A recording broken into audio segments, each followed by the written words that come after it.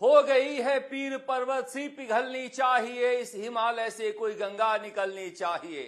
राजस्थान में paper leak का पीर अशोक गहलोत के सरकार में इतना ज्यादा हो गया है कि भजनलाल शर्मा को इस हिमालय से कोई गंगा निकालनी ही चाहिए। जो खुलासे आज हुए हैं ईडी की चार्जशीट में, ये खुलासे राजस्थान तक करता आ रहा है। मैंने आपसे कहा था कि डूंगरपुर का एक कांग्रेस के नेता पर आरोप है कि उसने अशोक गहलोत के जरिए बाबूलाल कटारा को आरपीएससी में रखवाया है। वो कहानी हूबहू आज अखबार में छपी है, मगर एक कहानी और है जो मैं आपको बता रहा हूं।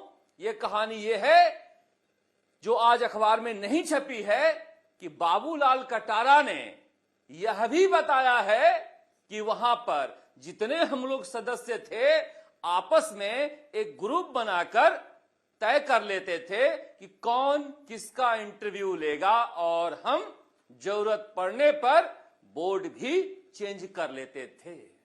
गोपनीयता किस कदर भंग हो रही थी वहां पर आपको अंदाजा नहीं है।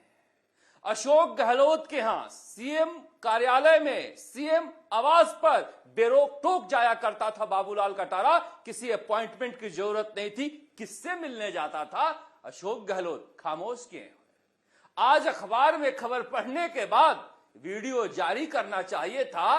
कुछ तो याद आ रहा होगा कि बाबूलाल कटारा हमारे संपर्क में कैसे आया था और कब कब, कहां कहां, किस किस से सीएम आवास में मिलता था। सीएम आवास में अशोक गहलोत के पीएसओ को यह पेपर दे गया, मगर अशोक गहलोत को पता नहीं है। कमाल की बात है। यही नहीं, उसने कई कांग्रेस के नेताओं के नाम भी बताए हैं जिनके रिश्तेदारों के लिए बोर्ड बदला गया है या बोर्ड में सिफारिश हुई है। वो कहां से हुई है अशोक गहलोत को सच बताना चाहिए। ये मैं बार बार कह रहा था और मैं वीके सिंह से भी पूछ रहा था। ये एसओजी पर भी बड़ा प्रश्न है कि ईडी अपने चार्जशीट में जब ये बात बाबूलाल कटारा से पूछताछ का लिख सकती है तो फिर एसओजी ने यह पता लगाने की कोशिश क्यों नहीं की कि बाबूलाल कटारा आरपीएससी में आया कैसे था। और क्या बाबूलाल कटारा रामू राम राय का अकेले दो ही ये थे जो गड़बड़ झाला कर रहे थे? बाबूलाल कटारा ने जो बताया है वो ये बताया है कि वहां सभी यही कर रहे थे। मैं अकेले नहीं, सब यही कर रहे थे। मैंने 4 महीने पहले राजस्थान तक के एपिसोड में यह बताया था कि बाबूलाल कटारा तोते की तरह सब कुछ बता रहा है, बस कोई पूछताछ करने वाला चाहिए। मगर ठीक है, जिस समय बाबूलाल कटारा गिरफ्तार हुआ उस समय अशोक राठौड़ थे एसओजी में बैठे हुए और वो अशोक गहलोत के बनाए हुए थे। उन्होंने कुछ नहीं किया, मगर वीके सिंह के अगुवाई में जो एसओजी काम कर रही थी वो ये बात क्यों नहीं बाबूलाल कटारा जो बता रहा था उसे रिकॉर्ड पर ली। कहानी बहुत दिलचस्प है। सरकार बदलते ही भजनलाल शर्मा के साथ अशोक गहलोत के करीबी पुलिस अधिकारी लग गए और एसओजी में अपने लोगों को बैठा लिया। वीके सिंह ने जब भी कोशिश की कि बाबूलाल कटारा से पूछताछ की जाए, कहा गया एडीजी कैसे पूछताछ करने जाएगा जेल में, हम जा रहे हैं हुजूर। और फिर पूछताछ के नाम पर उससे सब कुछ गोल करा दिया जाता था। अशोक गहलोत जी, बाबूलाल कटारा आपके रहते हुए गिरफ्तार हुआ था, मगर कुछ भी खुलासा नहीं हो पाया था। वीके सिंह भी ये खुलासा नहीं करवा पाए, मगर कुछ पुलिस अधिकारियों के एसओजी से विदाई क्या हुई, पीएसओ भी अशोक गहलोत का पकड़ा गया। समझिए, सरकार बदलने के बाद भी एसओजी में कुछ अधिकारी क्यों लगाए गए थे। खैर छोड़िए उन बातों को, मगर क्या अब एसओजी इस बात को रिकॉर्ड पर लेगी? विशाल बंसल क्या इस बात को रिकॉर्ड पर लेंगे कि बाबूलाल कटारा ने जो ईडी में खुलासा किया है वो एसओजी के रिकॉर्ड पर भी होना चाहिए। मैंने आपसे कहा था कि बाबूलाल कटारा ने बताया कि मैं दिनेश खोरनिया के साथ काम किया हूं और वहां पर लंबे समय से हमारी जान पहचान भी रही है, और तय हुआ था 1 करोड़ में, मैं उस समय 1 करोड़ बताया था, अखबार में 1 करोड़ 20 लाख लिखा हुआ है कि 1 करोड़ या 1 करोड़ 20 लाख तुम दोगे और मैं तुम्हें बना देता हूं यहां पर आरपीएससी में, और ये पैसे मुझे नहीं देने हैं, मुझे पैसे की जरूरत नहीं है, मेरे जीजा जी हैं सगवाड़ा में, उनका एक अस्पताल है, अब अखबार के अनुसार मनोज जैन नाम है उनका, उनको देकर आना, और 20-20 लाख की 2 किस्तें उसने दी, उसने ये कहा है, और वो पैसे इसने पेपर बेचकर दिए। शर्म के मारे डूब कर मर जाने का दिन है आज अशोक गहलोत जी। न जाने कितने बेरोजगारों के आंखों से आपने खून टपकाए हैं। आंसू तो पता नहीं आपके कार्यकाल में उनके कब के सूख गए थे। कैसे कैसे लोगों को आपने आरपीएससी में भरा है, आपको अंदाजा भी है, और क्यों भरा है ये राजस्थान की जनता जानती है। इसलिए कि पढ़ने लिखने वाले लोगों को नौकरी ना मिले, हमारे लोगों को सिफारिश पर नौकरी मिले। मैं उस दिन भी कहा था कि अब ये तो साफ साफ हो गया है, अब पूछताछ अशोक गहलोत से होनी चाहिए, और भजन लाल शर्मा इस बात को समझ ही नहीं रहे हैं कि जांच नहीं होने दी जा रही थी और आपको बरगलाया जा रहा था जांच के नाम पर। ये पकड़ा गया, वो पकड़ा गया। जो यादव पकड़ा गया कोटपुतली का सब इंस्पेक्टर भर्ती परीक्षा में, वो पहले नंबर पर था, मगर एसओजी में उसकी गिरफ्तारी नहीं हुई। इसलिए कि उसकी गिरफ्तारी होती तो फिर पीएसओ भी पकड़ा जाता। वो अशोक गहलोत का पीएसओ था, सबसे प्यारा पीएसओ था, 12 साल तक रहने वाला पीएसओ था। कहने वाले तो कहते हैं कि घर के निजी काम भी करता था। खैर, उसमें जाने का कोई मतलब नहीं है, मगर जो खुलासे आज हुए हैं कि जिस तरह से बोली लगती थी बाजार में आरपीएससी के सदस्य बनाने की, ये राजस्थान की जनता के लिए चौंकाने वाला नहीं है, क्योंकि हम तो कह ही रहे थे कि ऐसे पेपर लीक हो ही नहीं रहे हैं।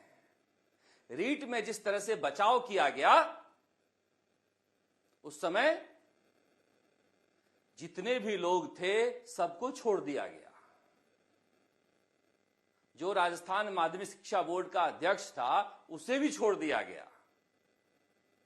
अशोक गहलोत ने कहा गलती कीमत मांगती है और इस्तीफा लेकर जल्दी रवाना कर दिया कि कहीं पकड़ा न जाए। मगर इसने ये बताया कि आरएएस के इंटरव्यू में भी हमने पैसे लिए हैं, कृषि अधिकारी के इंटरव्यू में भी हमने पैसे लिए हैं, कॉलेज लेक्चर के इंटरव्यू में भी पैसे लिए हैं। तो फिर वो कौन कौन आरएएस हैं? तहसीलदार हैं, नायब तहसीलदार हैं, अकाउंट सर्विस में हैं, जिसे इसने पैसे लेकर परीक्षा में पास किया है। अब तो ये पंडोरा बॉक्स खुलना चाहिए भजन लाल शर्मा जी, ना खुले तो राजस्थान की जनता आपको भी माफ नहीं करेगी। जब बाबूलाल कटारा ने ये बोल दिया है ईडी की चार्जशीट में कि हमने आरएएस परीक्षा में भी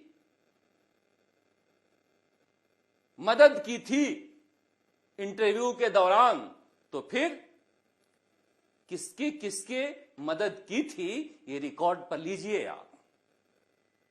एसओजी में मैं बार बार कह रहा था कि जितना काम होना चाहिए वो नहीं हो रहा, इसलिए कि वीके सिंह ईमानदार हो सकते हैं, मगर ईमानदार होना अपने आप में काबिलियत नहीं है। काबिलियत है कि आपके नीचे क्या हो रहा है उसकी जानकारी भी आपके हो। और क्या वीके सिंह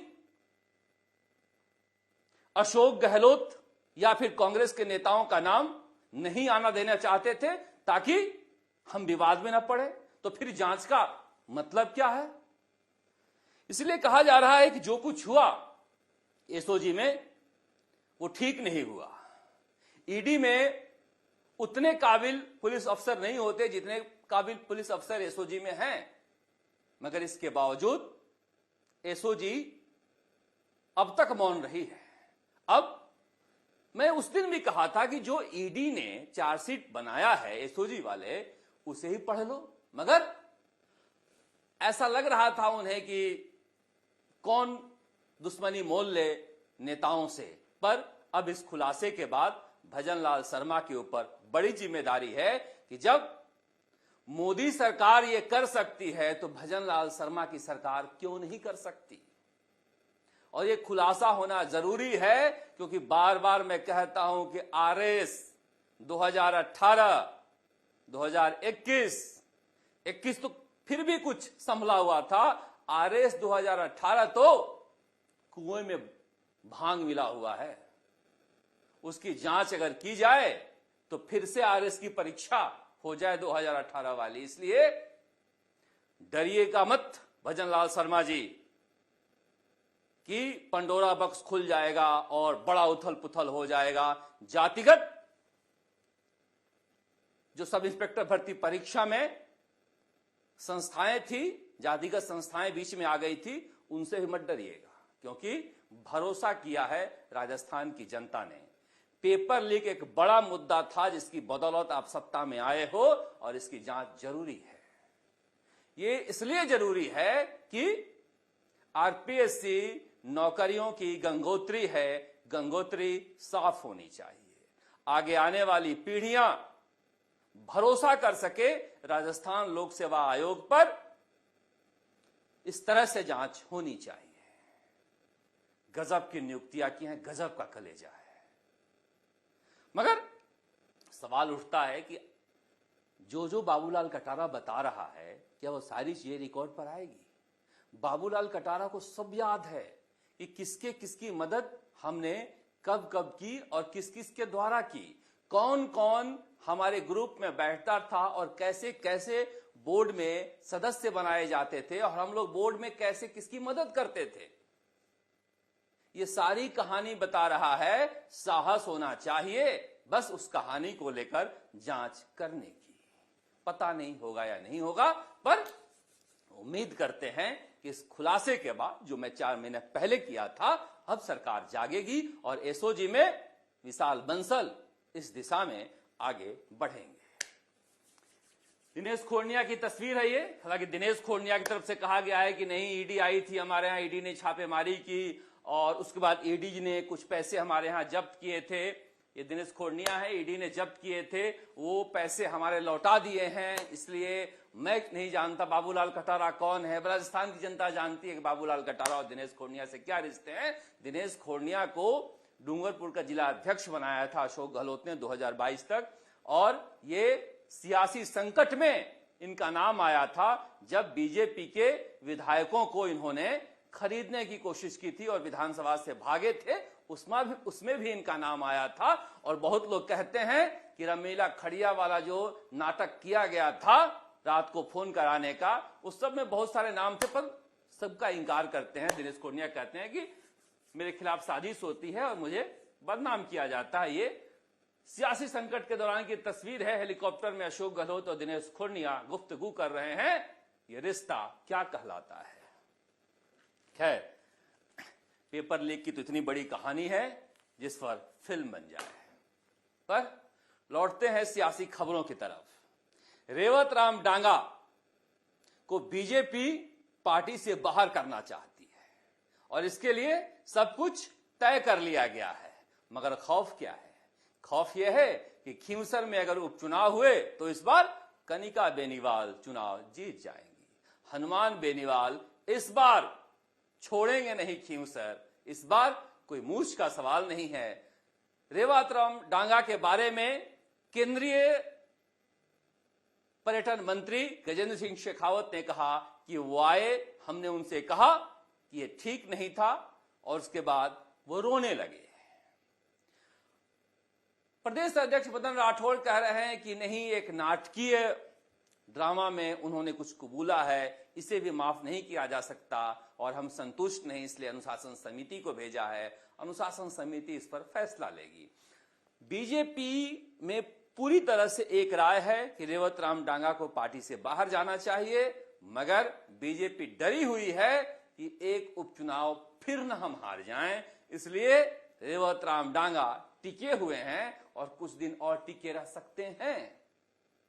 वहां पर बीजेपी चुनाव लड़ने का साहस नहीं कर रही है, इसीलिए रेवत राम डांगा पर फैसला लेने के लिए यहां से वहां, वहां से यहां किया जा रहा है। ठीक इसी तरह से कृष्ण पटेल के खिलाफ भी फैसला लेने में देरी इसलिए हो रही है कि महेंद्र जी सिंह मालवीय हिम्मत नहीं जुटा पा रहे हैं बागीदौरा से उपचुनाव लड़ने के लिए। इतनी बड़ी पार्टी के साथ इतना बड़ा संकट, मगर